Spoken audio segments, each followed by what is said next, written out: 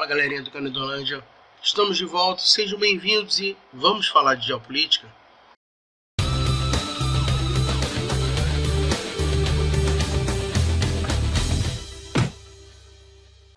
Esse vídeo também vai ser rápido que nem o último, mas eu vou tentar falar de um assunto que de novo voltou à tona no comentário na imprensa internacional.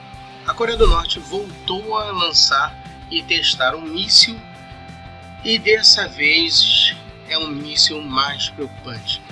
Para quem não sabe, ela lançou quarta-feira passada um míssil chamado Hwasong-15. Esse míssil ele é muito mais perigoso porque nos testes, apesar dele não ter ido muito longe, ele nem chegou a ultrapassar o espaço aéreo japonês, como já teve um que conseguiu fazer isso. Ele caiu ainda no mar do Japão, porém conseguiu chegar a uma altitude de mais de 4.470 metros de altura. O que isso corresponde?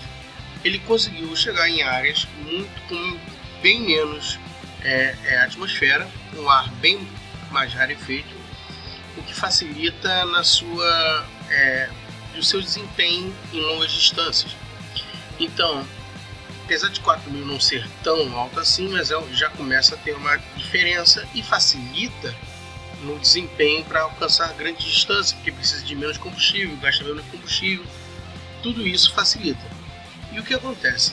Ele foi lançado, esse míssil durou 53 minutos no ar e ao decorrer de 53 minutos ele foi mais, lógico, lançado na vertical do que na horizontal. O outro, apesar de ter sido lançado mais distante, o ângulo que ele foi lançado facilitou esse processo e ele não era de grande distância. Pois bem, vamos ao que interessa nesse vídeo. O que esse míssil pode representar?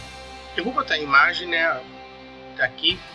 Ele pode simplesmente atingir o mundo inteiro. Por curiosidade, menos a América do Sul.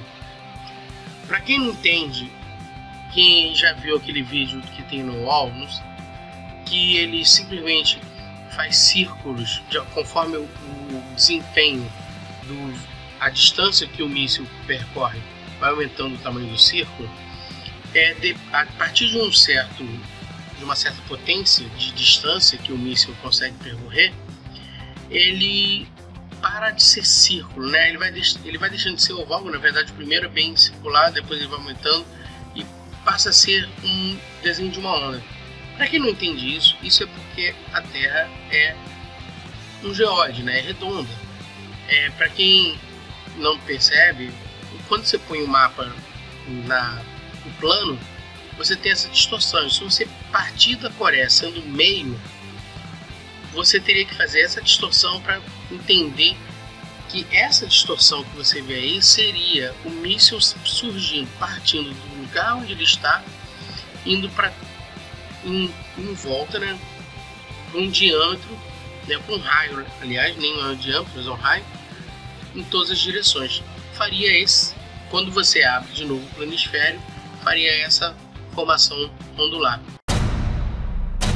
A Coreia do Norte hoje tem pleno domínio de mísseis de curto alcance e todos têm capacidade para atingir Seul, a capital da Coreia do Sul. O míssil de mais curto alcance que o país tem hoje é o KN-2. Ele pode atingir um raio de 170 quilômetros. Em seguida aparecem os mísseis da família do Hwasong, que chegam a atingir um raio de 1.000 quilômetros, o que inclui o sul do Japão. O Pukguksong-2 também foi testado no ar e teria alcance de 1.200 quilômetros. Entre os mísseis de médio alcance, o Nodong tem capacidade para 1.500 quilômetros, o que inclui todo o Japão. E o Nodong já teria sido até exportado para outros países.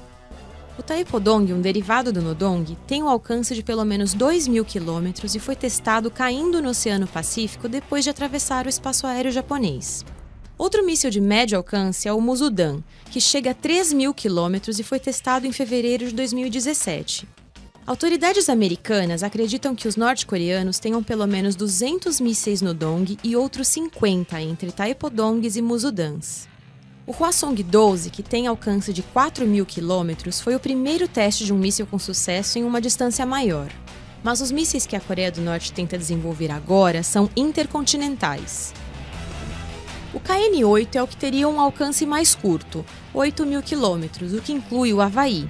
O Taepodong-2 já foi testado com sucesso em um lançamento de satélite e alcançaria pelo menos 10.000 quilômetros.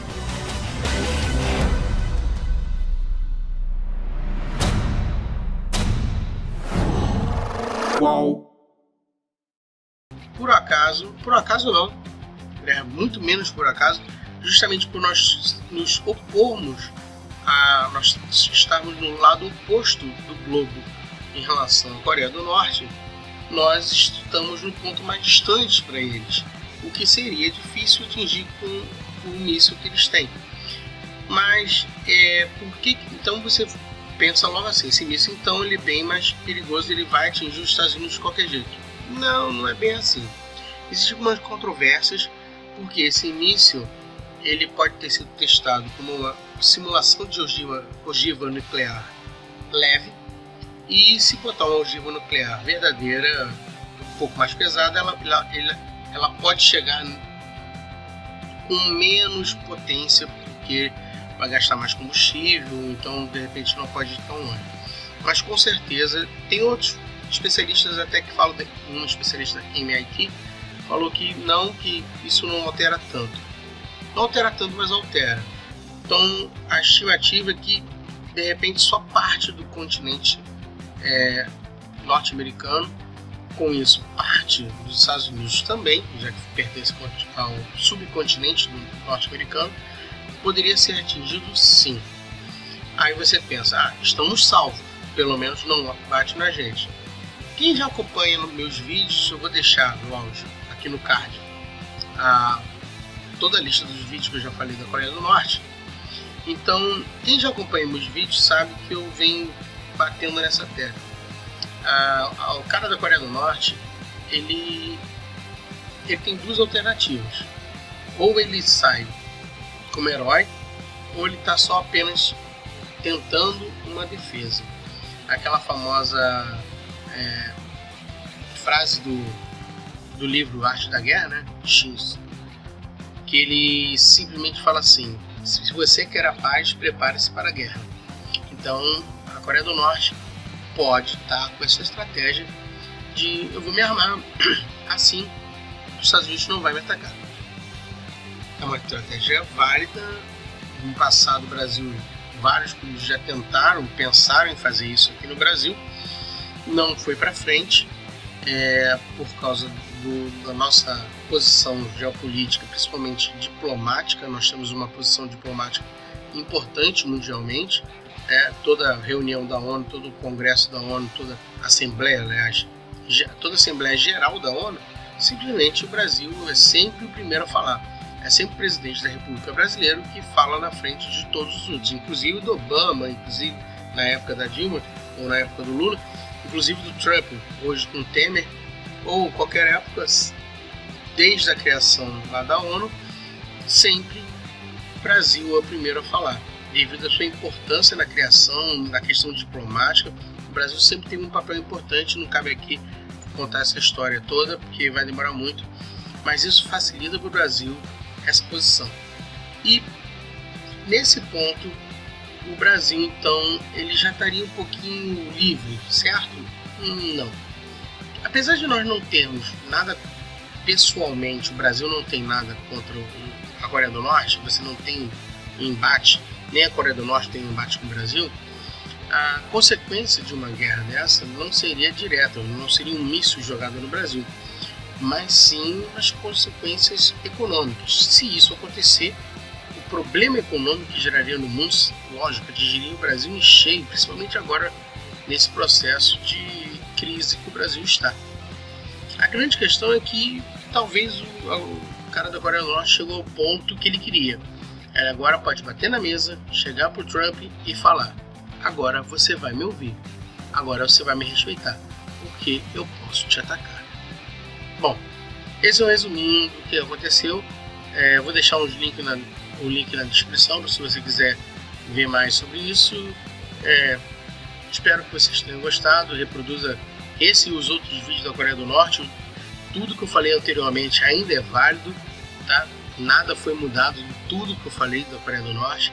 Então dá uma olhadinha nos outros vídeos, mande para os seus amigos, compartilha, dê seu like, se inscreva no canal e até a próxima.